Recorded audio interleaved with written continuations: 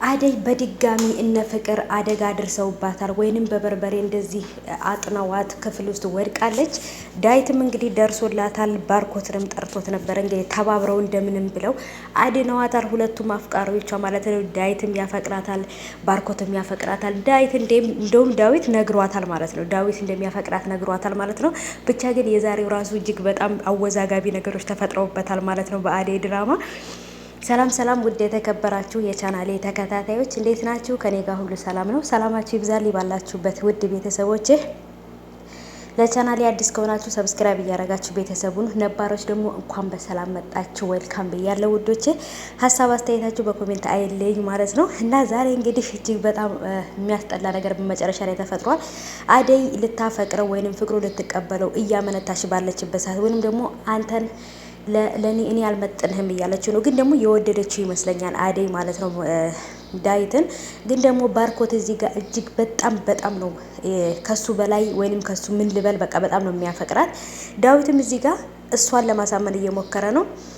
እዛ ጋም ደግሞ ባርኮት ደግሞ እንደሚወዳት ፍቅር እንዳለው ወይንም እንደሚያፈቅራት ሊገልጽላት በተለያየ ነገር እየሞከረ ነው። አደይ ግን በጭራሽ ልክ እንደ ወንድሟ እንጂ በጭራሽ እንደ አፍቃሪዋ ልታየው አልፈለገችም ማለት ነው።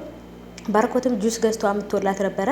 አሁን ላይ በጭስ አፍነው ሊገሏት ነበረ ልጅቷ ማለት ነው። በተለይ ፍቅርና ጓደኛዋ በተለይ ይቺማ ጭራሽ ከፍቅር የባሰች ሰይጣን ናት፣ ሞልቃቃ ማለት ነው። እና ለሁለት እንግዲህ እየተባበሩ ክፉ ነገር እያደረጉ ልጅቷን ሊገሏት ነው። እንግዲህ እኔ እውነት ለመናገር በጣም ነው የፈራሁት ለአደይ ማለት ነው።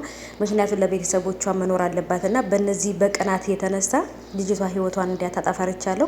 ምክንያቱም እንደዚህ በበዛ ቁጥር በሽታ ላይ ነው የምትወድቀው ማለት ነው። እንግዲህ ባርኮትና ዳዊት ደርሰውላት ድናለች። በበርበሬ አጥነውኝ ነው ደህና ነኝ ብላለች እና ምግብ እያበሏት እያጎረሷት ነበር። ዳዊትም ጸጉሯን እንደዚህ እየደባበሰ ምን እያለ ነበር። ዳዊትም በውስጡ ለብቻው ስለ ፍቅሯ እያወራ ነው። እዚህ ጋም ደግሞ እንግዲህ ባርኮት እየበቃኝ ስትል ባርኮት እያልሽኝ ብሎ በቃ ሌላ ስሜት ውስጥ ነበር የገባው ባርኮት ማለት ነው። እና ብቻ ሁለቱም ከውጭ ላይ አንድ የሚያፈቅራት ሰው አለ።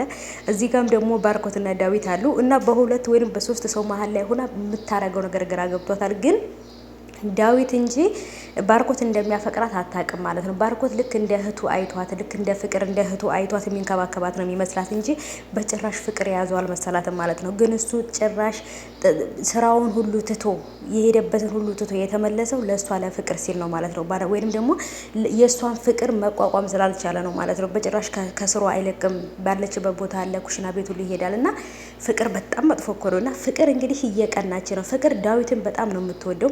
ውጭ ላይ ያለው ልጅ ጊዜ ለማሳለፍ እንጂ አታፈቅረውም። ግን ደግሞ እሷ ታፈቅርሃለች፣ ትወድሃለች፣ ፍቅርህን ግለጽላት፣ ትቀበልሃለች ብላው አፈቅርሻለሁ ብሎ ወይንም ደግሞ እንደምታፈቅረኝ አውቃለሁ ብሎ ሲስማት በጥፊ ነበር የመታቸው ማለት ነው አደይ።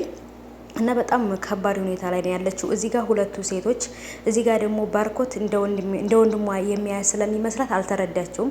ዳዊት ግን ሙሉ ለሙሉ ፍቅሩን ገልጾላታል ማለት ነው። አላቅም ብቻ ማንኛቸውን ፍቅር እንደምትቀበል ግን ደግሞ የሁለቱንም ፍቅር የምትቀበል አይመስለኝም። ወይም ውጭ ላይ ያለም ሶስተኛ አለ ትታ የምትሄድ ነው የሚመስለኝ እኔ ባጭሩ ማለት ነው። በቃ ምክንያቱም ምን ማድረግ እንዳለባት ግራ ተጋብታለች። እዚህ ጋር ፍቅር ዳዊትን ስለምትወደው፣ ዳዊት ደግሞ አደይን ስለሚወድ በጣም ነው ፍቅር የምትቀናው። ለዛ ነው ይሄንን ሁሉ ነገር ባዴ እያደረገችባት ያለችው ማለት ነው።